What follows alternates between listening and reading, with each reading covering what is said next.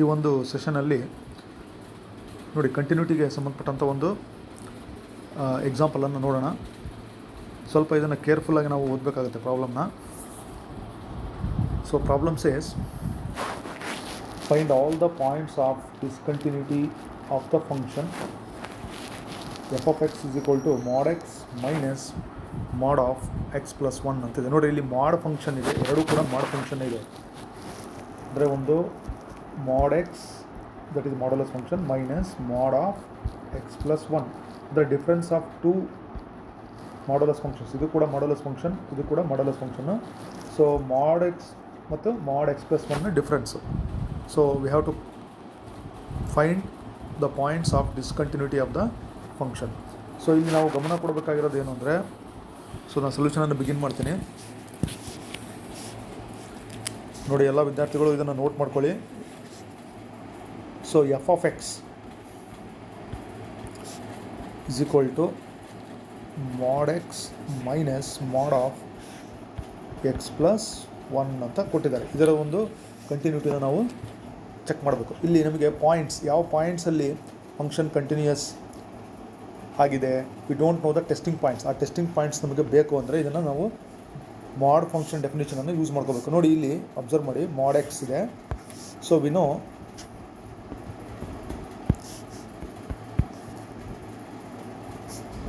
Okay we have the mod definition. So modulus function definition ಏನು ಹೇಳುತ್ತೆ, mod x is equal to, so mod ಎಕ್ಸ್ಗೆ plus x ಆಗುತ್ತೆ if x is greater than or equal to 0. So mod x is negative if x is less than 0. ಓಕೆನಾ. ನೋಡಿ ಇದೇ ಥರ mod of x plus 1, x ಪ್ಲೇಸಲ್ಲಿ x plus 1 replace ಮಾಡೋಣ.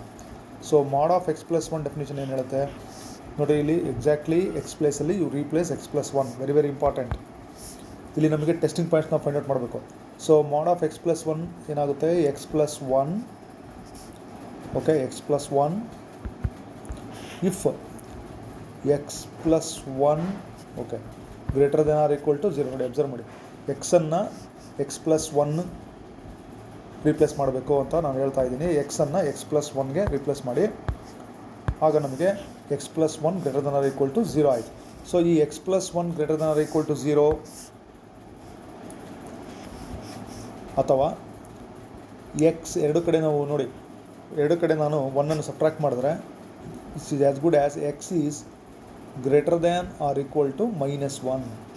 So ನಮ್ಮ condition ಏನಾಗಬೇಕು, mod of x plus 1 is equal to x plus 1 if x is greater than or equal to minus 1 ಆಗುತ್ತೆ. So another, ಈಗ ನಾನು ಇದನ್ನು ಬರೆದೆ ನೋಡಿ, ಮಾಡ್ of x plus 1 X plus 1 ಅಂದರೆ ಪ್ಲಸ್ ಇರುತ್ತೆ. So mod of x plus 1 ನೆಗೆಟಿವ್ನೂ ಆಗ್ತದಲ್ಲ, ಅಂದರೆ minus of okay minus of x plus 1 if x plus 1 is less than 0. so x plus 1 less than 0 or ಎರಡು ಕಡೆ ನಾನು 1 ಸಬ್ಟ್ರಾಕ್ಟ್ ಮಾಡಿದ್ರೆ x is less than minus 1 ಅಂತ ಆಗುತ್ತೆ. Okay ನೋಡಿ, ಈ ಥರ ನಾವು ಫಸ್ಟು ಸ್ಟೇಜಲ್ಲಿ ನಾವು ಈ ಮಾಡ್ಯುಲಸ್ ಫಂಕ್ಷನ್ ಡೆಫಿನೇಷನನ್ನು ಯೂಸ್ ಮಾಡಬೇಕು. ಸೊ ಇದನ್ನೇ ನಾನು ಇನ್ನೊಂದು ಸರಿ ಬರೀತೀನಿ, ಅಬ್ಸರ್ವ್ ಮಾಡಿ. ಮಾಡ್ ಆಫ್ ಎಕ್ಸ್ ಪ್ಲಸ್ 1 ನಾವು ಯಾವ ಥರ ಸ್ಪ್ಲಿಟ್ ಮಾಡ್ಕೊಂಡಿದ್ದೀವಿ. So I will go for the next step. So mod of x plus 1 ಈಗ ನಾನು ಡೈರೆಕ್ಟಾಗಿ ಬರೀತೀನಿ ನೋಡಿ. ಮಾಡ್ ಆಫ್ ಎಕ್ಸ್ ಪ್ಲಸ್ 1 ಏನಾಗಿತ್ತು, x plus 1 if x is greater than or equal to minus 1. So mod of x plus 1 ಏನಾಗಿತ್ತು, negative, ಅಂದರೆ minus of x plus 1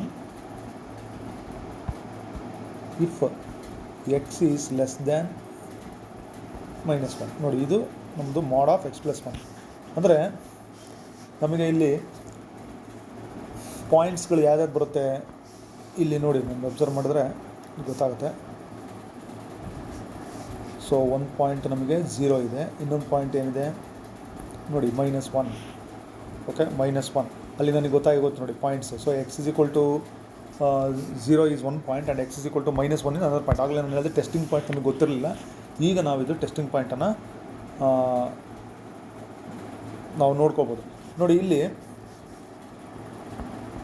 ಈ ಒಂದು ರೀಜನ್ನು ಅಂದರೆ ಇದು ಏನು ಮಾರ್ಕ್ ಮಾಡಿರ್ತಕ್ಕಂಥ region it is less than -1 when x is less than -1. Okay, ನಾನು ಈಗ ರಿಪ್ಲೇಸ್ ಅಥವಾ ಶೇಡ್ ಮಾಡಿರ್ತಕ್ಕಂಥ ರೀಜನ್ ಇದು x is less than -1. So ಒಂದು ನಾವು ಈ ಒಂದು ರೀಜನಲ್ಲಿ ಡಿಫೈನ್ ಮಾಡಬೇಕು, x is less than -1. Next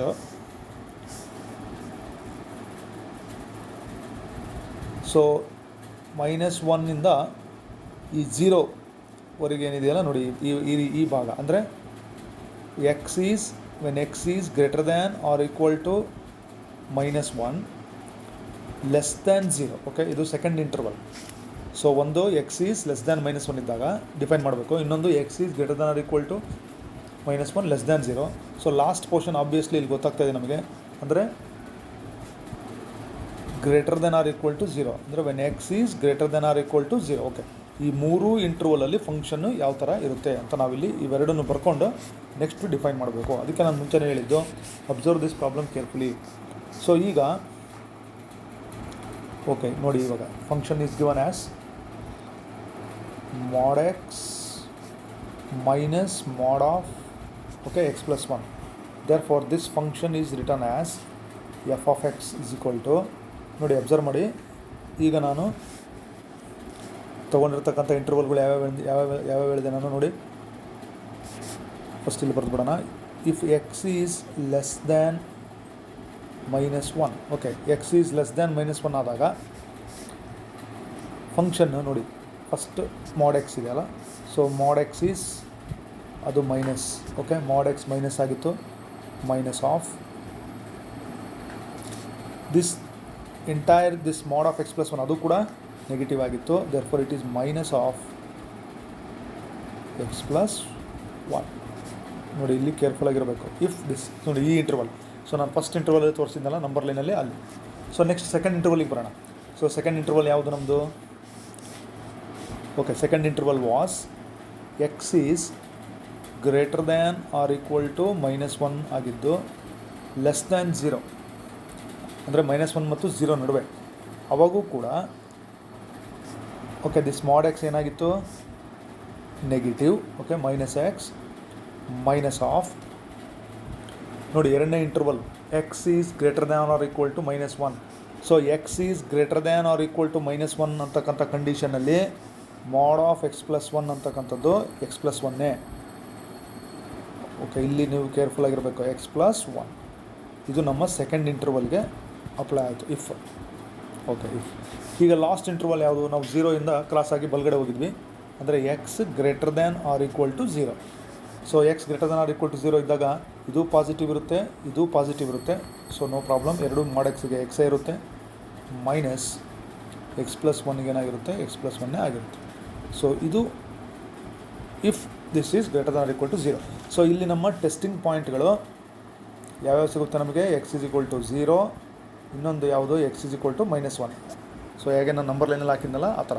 so ಈಗ ನಾವು ಫಸ್ಟ್ ಕ್ವಾಂಟಿಟಿ, ಈ ಸೆಕೆಂಡ್ ಮತ್ತು ಥರ್ಡ್ ಇವನ್ನ ಬ್ರ್ಯಾಕೆಟ್ ಬಿಡಿಸ್ಕೊಂಡು ಸಿಂಪ್ಲಿಫೈ ಮಾಡೋಣ ನೆಕ್ಸ್ಟ್ ಸ್ಟೆಪ್ಪಲ್ಲಿ. ಆಗ ನಮಗೆ ಸಿಂಪ್ಲಿಫಿಕೇಷನ್ ಆಗುತ್ತೆ. Okay, I will do it in the next step. ನೋಡಿ ಇವಾಗ f of x is equal to, so ಇವನ್ನ ನೀವು ಪ್ರತಿ ಸ್ಟೆಪ್ಪು ಬರೀಬೇಕಾಗಿಲ್ಲ, ಜಸ್ಟ್ ಲಾಸ್ಟಿಗೆ ಆನ್ಸರ್ ಏನು ಬರುತ್ತೆ ಅಂತ ನೋಡಿ ನೀವು ಸಿಂಪ್ಲಿಫೈ ಮಾಡಿದ್ರೆ ಆಯಿತು. So f of x is equal to ನೋಡಿ ನಮಗೆ ಫಸ್ಟ್ಗೆ ಏನಿತ್ತು? ಓಕೆ, ಅದನ್ನು ಇಲ್ಲಿ ಬರೆದ್ಬಿಡೋಣ. ಸಿಂಪ್ಲಿಫಿಕೇಷನ್ ಇಲ್ಲಿ ತೋರಿಸ್ತೀನಿ. -x ಮೈನಸ್ ಆಫ್ ಇದು ನಮ್ಮ ಮೊದಲನೇ ಇಂಟರ್ವಲ್ಗೆ ಸಂಬಂಧಪಟ್ಟಾಗಿತ್ತು. ಇದು ಎಕ್ಸ್ ಲೆಸ್ ದ್ಯಾನ್ -1 ಇದ್ದಾಗ ನೋಡಿ ಇಲ್ಲಿ ಸಿಂಪ್ಲಿಫೈ ಮಾಡೋಣ. -x ಮೈನಸ್ ಆಫ್ -x -1 ಅಲ್ಲಿಗೆ -x -2 ಪ್ಲಸ್ x ಓಕೆ +1 ಅಲ್ಲಿಗೆ -x + x ಕ್ಯಾನ್ಸಲ್ ಆಗಿ ನೋಡಿ ಏನು ಉಳಿತು? 1. ಸೊ ಅದಕ್ಕೆ ಈ ಥರ ಸಿಂಪ್ಲಿಫಿಕೇಷನ್ ಮಾಡಿದಾಗ ನಮಗೆ ಮೊದಲನೇ ಇಂಟರ್ವಲಿಗೆ ಸಂಬಂಧಪಟ್ಟಾಗೆ 1 ಐ ವಿಲ್ ಗೆಟ್ 1. ಓಕೆ, +1. ಇದನ್ನು ನೀವು ಡೈರೆಕ್ಟ್ ಬರೆದ್ರು ಈಗ ನೋಡಿ ಇದು ನೋಡಿ 1 ಬಂತು. ಸೊ 1 ಯಾವಾಗ? If x is less than -1. ಇದನ್ನೇ ನಾನು ನಿಮಗೆ ಈ ಪ್ರಾಬ್ಲಮ್ಗೆ ಸಂಬಂಧಪಟ್ಟಾಗಿ ಕೇರ್ಫುಲ್ ಆಗಿರಬೇಕು ಅಂತ ಹೇಳಿದ್ದೆ. ಸೊ ಎರಡನೇ ಇಂಟರ್ವಲಿಗೆ ಸಂಬಂಧಪಟ್ಟಾಗ ನಾವು ಏನು ಮಾಡಿದ್ವಿ? -x okay minus of x plus one. ಇದನ್ನು ನಾವು ಬ್ರಾಕೆಟ್ ಬಿಡಿಸಿದ್ರೆ minus x plus minus one, ಅಲ್ಲಿಗೆ ಮೈನಸ್ 2x ಮೈನಸ್ 1 ಬರುತ್ತೆ. ನೋಡಿ ಈ ಆನ್ಸರನ್ನು ಅಲ್ಲಿ ಬರೀಬೇಕು ಎರಡನೇ ಇಂಟರ್ವಲ್ಗೆ. So that is minus 2x minus 1. ಇಲ್ಲಿ ಬರೆಯೋಣ minus 2x minus 1 if. So ನಮ್ಮ ಎರಡನೇ ಇಂಟರ್ವಲ್ ಏನಿತ್ತು, minus 1 less than or equal to x less than or equal to 0. So ಇಲ್ಲಿ ಇಂಟರ್ವಲನ್ನು ಬರಿತೀನಿ. So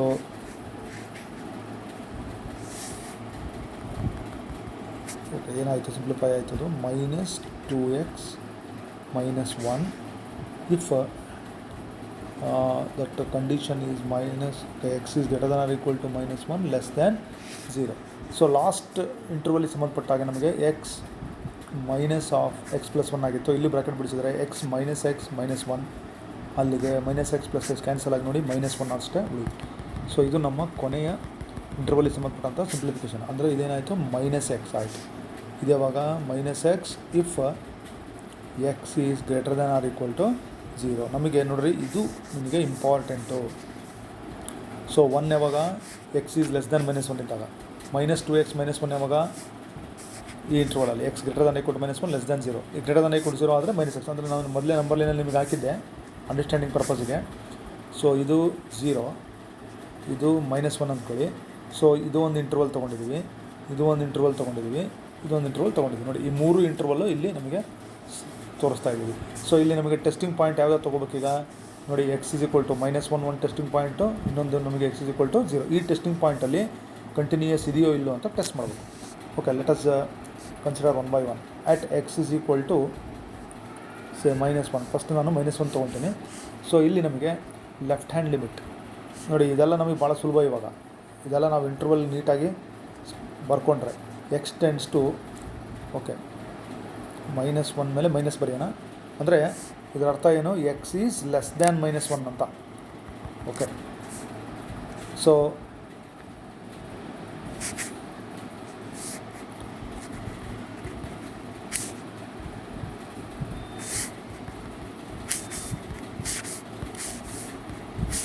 then x is less than minus 1.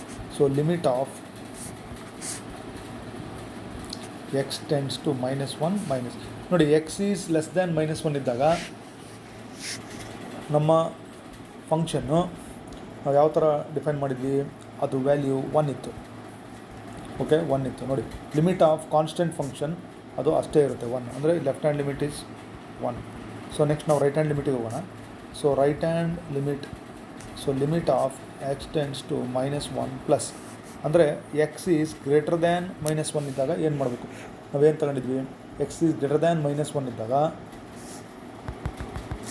Okay, x is greater than minus 1 ಇದ್ದಾಗ function is simplified as minus 2x. ಅದಕ್ಕೆ ನೀವು ಅಲ್ಲಿ ಇಂಟರ್ವಲ್ಗಳನ್ನು ನೀಟಾಗಿ ಬರ್ಕೋಬೇಕು. Okay, minus 2x minus 1. So ಇಲ್ಲಿ ನಾವು ಈಗ ಲಿಮಿಟನ್ನು ಅಪ್ಲೈ ಮಾಡಿದಾಗ, ಓಕೆ, ಲಿಮಿಟನ್ನು ಅಪ್ಲೈ ಮಾಡಿದಾಗ ಸೊ ನೋಡಿ ಇಲ್ಲಿ ಏನಾಗುತ್ತೆ, minus 2, okay, minus 2 into okay minus 1 ಅಲ್ಲಿಗೆ ಮೈನಸ್ 2 ಇಂಟು ಮೈನಸ್ 1 ಅಂದರೆ 2 minus 1. So 2 minus 1 is 1. So ಈ ಥರ ನೀವು ಸಿಂಪ್ಲಿಫೈ ಮಾಡಿ limit hockey. So it will be 1.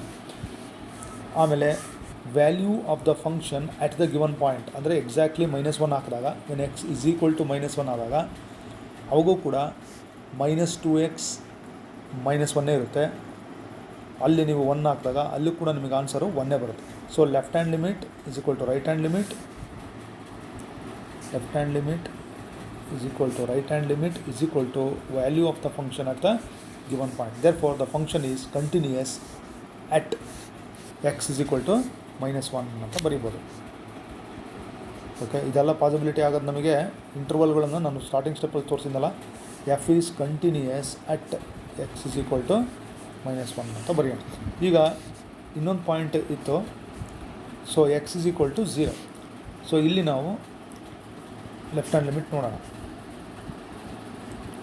Limit of x tends to okay 0 minus ಅಂದರೆ ಎಕ್ಸ್ ಈಸ್ ಲೆಸ್ ದ್ಯಾನ್ 0 ಇದ್ದಾಗ. So x is less than 0 ಇದ್ದಾಗ ನಮ್ಮ function ಯಾವ ಥರ ಸಿಂಪ್ಲಿಫೈಡ್ ಆಗಿತ್ತು, -2x -1. ಸೊ ಇಲ್ಲಿ ನಾವು ಎಕ್ಸಿಗೆ ನಾವು 0 ಹಾಕಿದಾಗ ಲಿಮಿಟ್ ಅಪ್ಲೈ ಮಾಡಿದಾಗ it will be -1.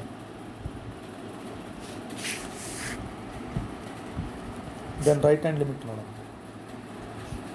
Limit x tends to 0 plus. So when x is greater than 0 the function was defined as -1. so limit of a constant function ಅದು ಕೂಡ -1 ಆಯಿತು. then value of the function exactly at the point f of 0 ಅಂದರೆ x is equal to 0 ಇದ್ದಾಗಲೂ ಕೂಡ -1. ನೋಡಿ ಇಲ್ಲೂ ಕೂಡ left hand limit right hand limit ಆಮೇಲೆ ವ್ಯಾಲ್ಯೂ ಆಫ್ ದ ಫಂಕ್ಷನ್ ಎಲ್ಲದೂ ಕೂಡ ಈಕ್ವಲ್ ಆಯಿತು. ಅದನ್ನು ಬರೆಯೋಣ. Left hand limit is equal to right hand limit is equal to value of the function at the given point. So ಇಲ್ಲೂ ಕೂಡ f of x is continuous. ನಮ್ಮ ಎರಡನೇ point ಏನಿತ್ತಲ್ಲ continuous at x is equal to 0. So ಈ ಪ್ರಾಬ್ಲಮ್ಗೆ 2 points ಇತ್ತು. 0 1 point, next ಇನ್ನೊಂದು ಯಾವುದು -1. ಸೊ ಎರಡರಲ್ಲೂ ಕೂಡ ಇದು ಕಂಟಿನ್ಯೂಯಸ್ ಆಗಿದೆ. ಸೊ ಹಾಗಾಗಿ ನಾವು ಏನು ಮಾಡಬೇಕಿಲ್ಲಿ ಲಾಸ್ಟ್ ಟೈಮ್ ತೀರ್ಮಾನವನ್ನು ಬರೀಬೇಕು. we can say that there is no point of discontinuity. okay na, there is no point of discontinuity of this function. Okay, ಇದು 4 ಮಾರ್ಕ್ಸಿನ ಪ್ರಾಬ್ಲಮ್ಮು. ನೋಡಿ ಈ ಪ್ರಾಬ್ಲಮನ್ನು ನಾವು ಇಲ್ಲಿ ಸಾಲ್ವ್ ಮಾಡಿದ್ದು. ಓಕೆನಾ. ಸೊ ಇದನ್ನು ಯಾಕೆ ನಾವು ಹೇಳಿದ್ವಿ ಅಂದರೆ ನೋಡಿ ಇದು NCERT ಎಕ್ಸಸೈಸಲ್ಲಿ ಇರ್ತಕ್ಕಂಥ ಪ್ರಾಬ್ಲಮ್ಮು. ಸೊ ಇಲ್ಲಿ ಇಂಪಾರ್ಟೆಂಟ್ ಥಿಂಗ್ ನೀವು ನೆನಪಿಟ್ಬೇಕಾಗಿರೋದೇನು, first as I explained, so mod function ಡೆಫಿನೇಷನನ್ನು ಅಪ್ಲೈ ಮಾಡಬೇಕು ಮಾಡ್ ಎಕ್ಸ್ಗೆ. ಆಮೇಲೆ ಇನ್ನೊಂದು ಫಂಕ್ಷನ್ ಏನಿದೆ ಅಲ್ಲಿ ಮಾಡ್ ಆಫ್ x+1 ಇದೆ. ಎಕ್ಸ್ ಪ್ಲೇಸಲ್ಲಿ x+1 ಹಾಕ್ಕೊಂಡು x greater than or equal to 0, ಇನ್ನೊಂದು ಎಕ್ಸ್ ಲೆಸ್ ದ್ಯಾನ್ 0 ಸ್ಪ್ಲಿಟ್ ಮಾಡ್ಕೊಳ್ಳಿ. ಸೊ ಇಲ್ಲಿ ನಿಮಗೆ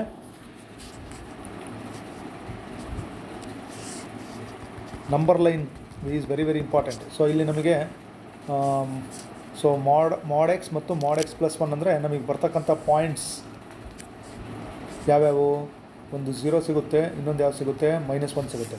ಸೊ ಇಂಟರ್ವಲ್ ಸ್ಪ್ಲಿಟ್ ಮಾಡ್ಕೊಳ್ಳುವಾಗ ಇದು ಒಂದು ಭಾಗ ಅಂದರೆ ಎಕ್ಸ್ ಲೆಸ್ ದ್ಯಾನ್ -1 ಇದ್ದಾಗ ಫಂಕ್ಷನ್ ಏನಾಗುತ್ತೆ. ಆಮೇಲೆ ನೋಡಿ ಈ ಭಾಗ when x is greater than or equal to -1 less than 0. Then last portion 0 in the right side. Okay, ಎರಡನೇ ಇಂಟರ್ವಲ್. ಇನ್ನೊಂದು ಇಂಟರ್ವಲ್ ಯಾವುದು, x is greater than or equal to 0. ಈ 3 ಇಂಟರ್ವಲಲ್ಲಿ ಫಂಕ್ಷನ್ ಡಿಫೈನ್ ಮಾಡಿಕೊಂಡು ಇಲ್ಲಿ ನಮಗೆ ಟೆಸ್ಟಿಂಗ್ ಪಾಯಿಂಟ್ಸಲ್ಲಿ ತೊಗೊಂಡ್ರೆ ಈ ಫಂಕ್ಷನ್ನು ಕಂಟಿನ್ಯೂಯಸ್ ಅಂತ ಕಂಡುಬರುತ್ತೆ. ಓಕೆ, ಈ ಒಂದು ಪ್ರಾಬ್ಲಮ್ನ ನೀವು ನೋಟ್ ಮಾಡ್ಕೊಳ್ಳಿ. Let us meet in the next class.